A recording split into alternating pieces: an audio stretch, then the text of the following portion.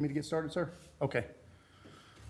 Ladies and gentlemen, I'd like to call this meeting to order for the Dorchester County Conservation and Greenbelt Advisory Commission. The time is 5:37. Mr. Taylor, if you would please lead us in the invocation and Pledge of Allegiance. All right. Our Father, we're thankful for this day and for the privilege of serving on this Conservation and Greenbelt Committee. We ask that you guide us as we make decisions, as we have discussion, and as we work to serve in a capacity that will preserve our natural resources for the county. We ask these things in thy humble name. Amen. Amen. I pledge allegiance to the flag of the United States of America and to the republic for which it stands, one nation, under God, indivisible, with liberty and justice for all. Thank you, Mr. Taylor. And at this time, I would entertain a motion to adopt the minutes from the July 20th, 2023 meeting. I make a motion. I have a motion A second. and a second. Do we have any discussion?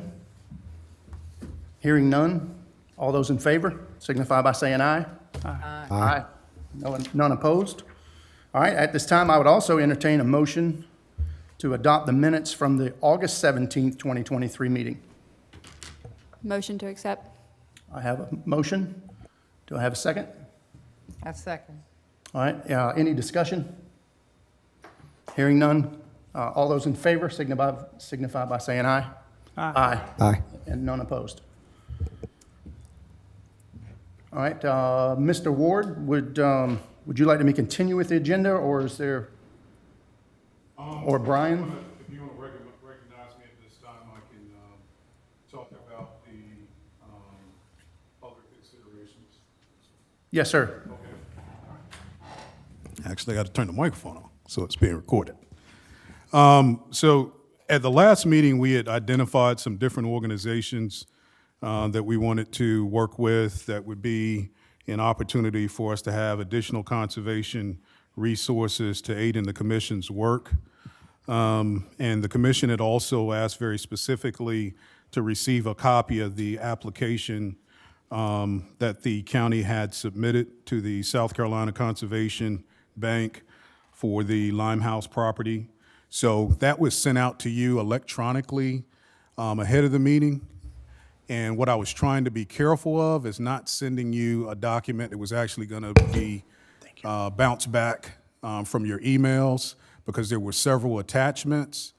I have shared those attachments with Kira, and if we want to go through that in greater detail, I would recommend doing that at a meeting set aside for it, because it's quite extensive in terms of the attachments.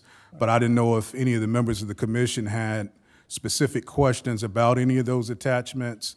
And then the other thing I thought about that might be very helpful is we put together notebooks for you, so that we could provide you notebooks which kind of are like a 3-ring binder, so that you could continue to build your information as a resource, including that application process and the other information as we compiled it with other organizations that would be funding partners with the Greenbelt money. Yes. Okay. Thank you, Mr. Ward. So, and the other part of that is, so again, we submitted the application since that time. We did have Mr. Raleigh West, who's the executive director, and Mr. James Lane, who's one of the members of the Conservation Bank Board, come down to do a site visit related to that application. That happened on September 11th, and this is all before you. Right. The meeting itself, if any of you are interested in attending, will occur before the South Carolina Conservation Bank Board on the 27th at 10 a.m. in Columbia. And so at that time, I know the vice chairman has expressed an interest in going, along with the chairman and I, and possibly Councilman Byers to attend. So we provided additional information. And then the final thing is, I think we've also provided the electronic copy of the properties in that area. as well that are adjacent to that particular piece of property so that the commission would have an idea of the ongoing efforts that have already taken place, as well as a couple of additional tracks that we're working on to try to obtain without any additional county funding. That would be nice. Okay. Thank you, Mr. Ward. Anybody on the commission have any questions for Mr. Ward? All right, hearing none. Now, so, Mr. Ward, you want us to also discuss, Yeah, any other alternative sources as we Yes. continue to compile the list? Some were provided last time and they were included in the minutes. okay, Yes. all right.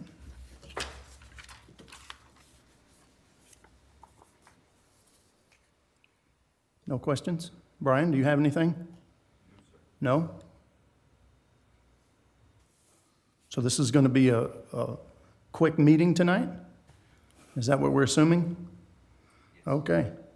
And we don't have any old business to discuss?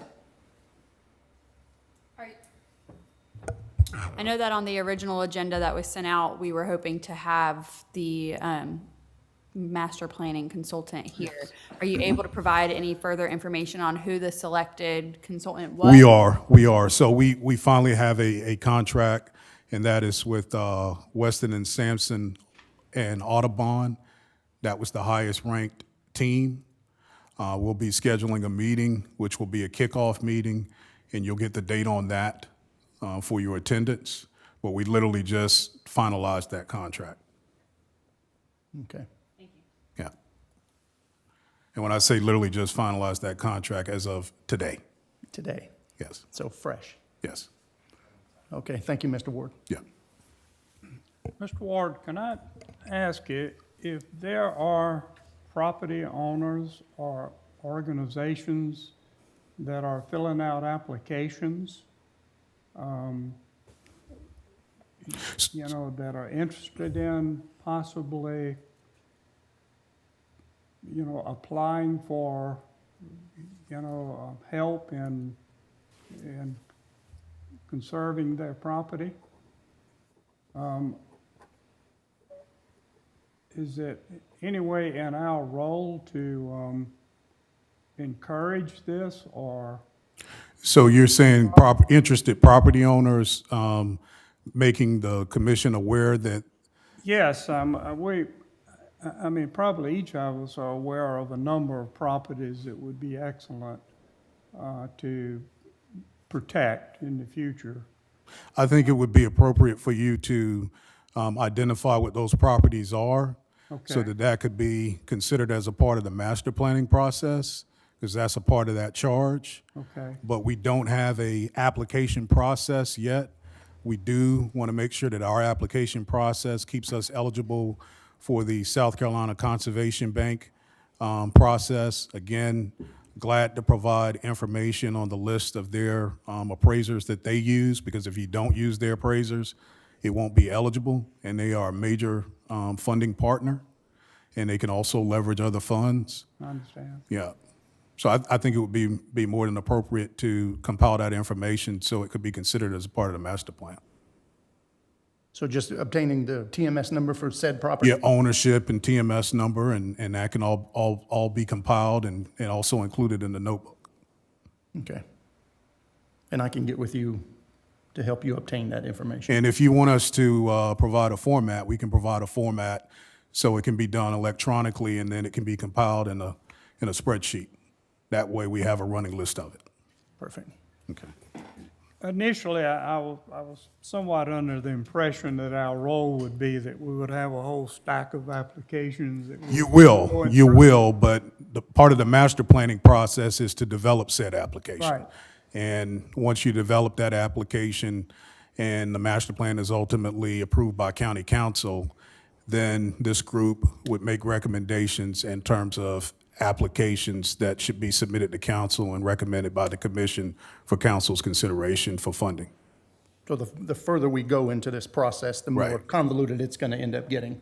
So we're pretty fresh, because the county's never done this guess before. And again, part of the charge of the master planning process is to hold public meetings along with the commission to solicit input on properties as well as properties that need to be identified. So not only identifying property owners, but identifying areas as well. Okay. Thank you, Mr. Ward. Mr. Taylor, anything else, sir? No, I guess we're still in spring training. We are, yes, sir. This is true. Okay. Ms. Rhonda, you have something? Well, as part of the spring training that we're going to get, I know that a few of the city council members had a tour of the property in question. Will we ever get an opportunity to tour some of the properties that we'll be deciding or at least Yes. giving our Yes. assessment of? Yes. Is that done by request? No, I mean, all of those will be a part of your process, visiting properties so that you can walk them and everything else. Again, if you want me to digress for a second, part of your application process will include site visits so you can actually see the properties themselves. Not only for city council members, but So for you're saying our city commission? council, I'm assuming you mean county council. Well, I keep But always no, you're saying good, city you're council. good. County But council. yeah, county council did visit that property, which was the most recent Limehouse property that the county purchased that we're seeking South Carolina Conservation Bank funding. But very specifically, what I was sharing with you is the executive director of the bank, along with one of his board members, came down to visit that property for the specific purpose of considering providing a $3 million grant. So this is a property that would not be coming before the commission because that's something that's ahead of the commission's work. I was sharing that with you kind of for two purposes. One, when we were describing the application process, which again, we emailed that to you ahead of the meeting, I guess about a week ago now. I think that's correct. When we sent out. Okay, very, very good. That we were sending that information to you very specifically so that you could see how that application process worked.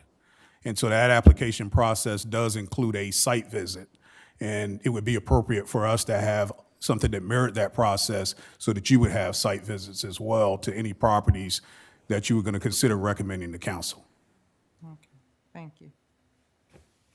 Thank you, Mr. Ward. Is there a requirement that any property that we would assume title of would be open to the public? for public That'll be a part of your criteria. And yes, that is a very high priority for county council. Okay. I almost hate saying this, vice chairman is sitting right there. I mean, I guess to give you an answer to that, I think it's a high priority, but it is not from my standpoint, one councilman, I don't know that it's an absolute requirement. A lot of it, there's a lot of considerations there. I mean, if we're conserving, I used this example earlier, if we have the opportunity to conserve, 2 miles along the Edisto River, and it's 500 yards back from the bank, but there's no public access through someone's yard to get there, then but it's an opportunity to conserve that.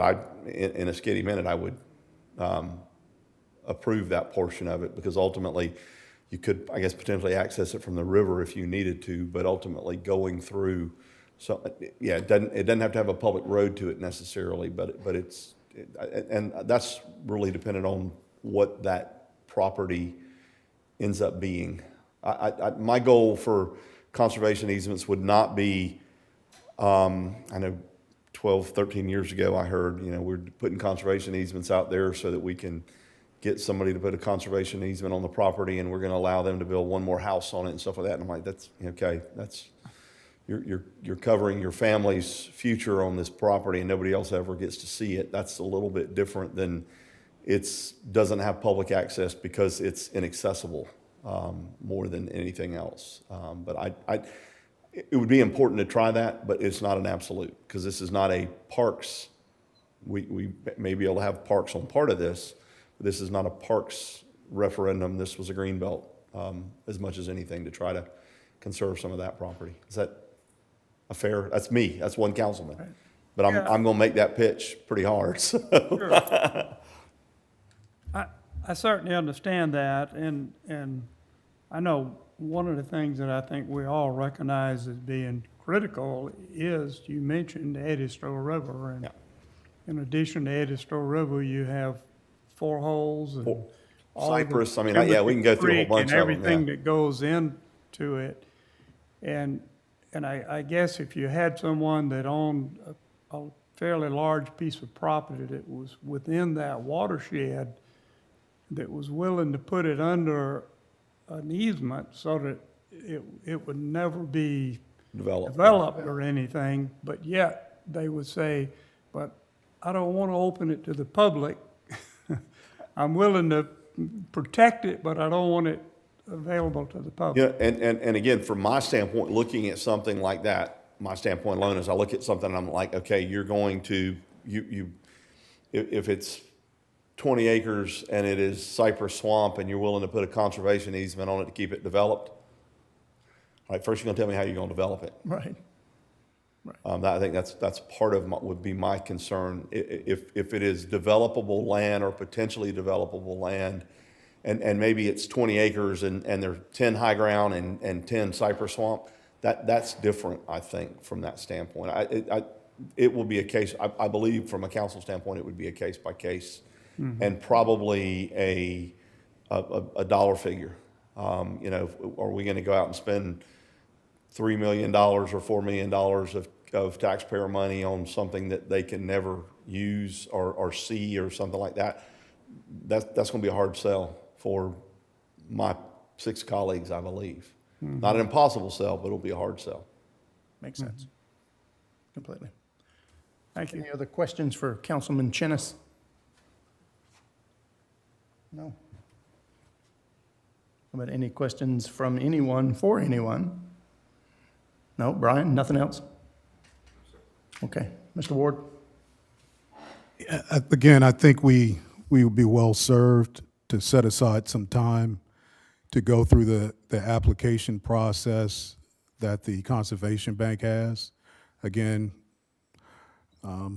glad to answer any questions about what we sent, but a number of attachments, it really speaks to what Mr. Chennis was talking about, because they assign value to property based upon, you know, is this high ground? How much of it is next to something that needs to be protected? Are you also removing property that's under development pressure?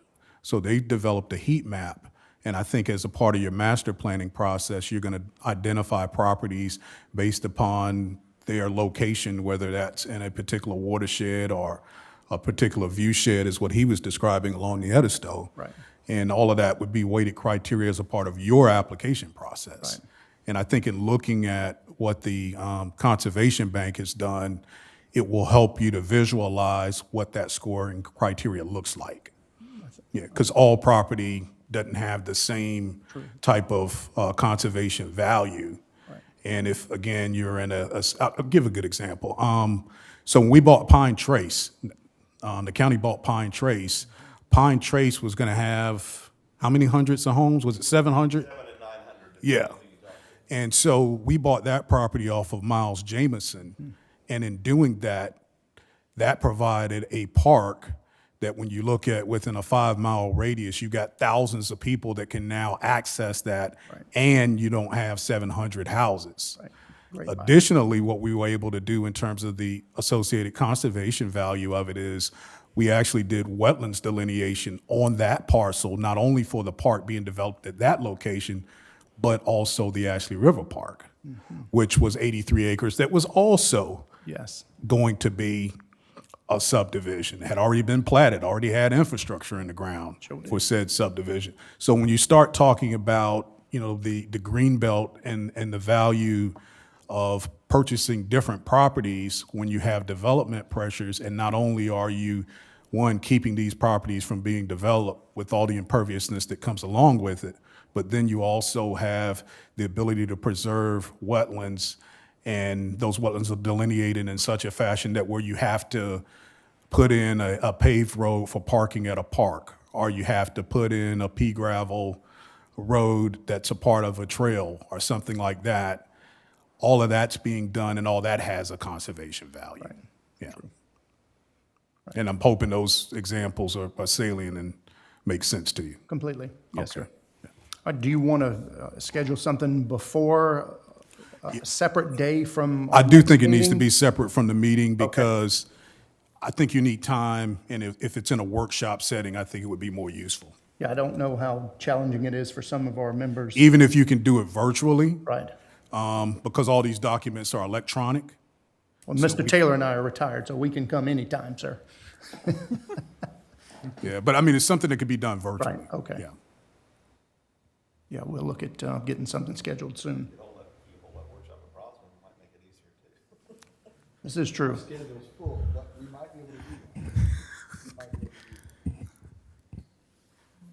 All right. Mr. Ward, anything else, sir? No, sir. Ryan? Commission, any other questions? All right, hearing none. Yes, ma'am. One quick question. Mr. Ward, on the application, during the application process, is historical value one of the criteria that could be used in the application? I mean, Certainly. So historical value, okay. And again, and I hate to keep saying this, but I don't think we have to reinvent the wheel. I think we just tweak it.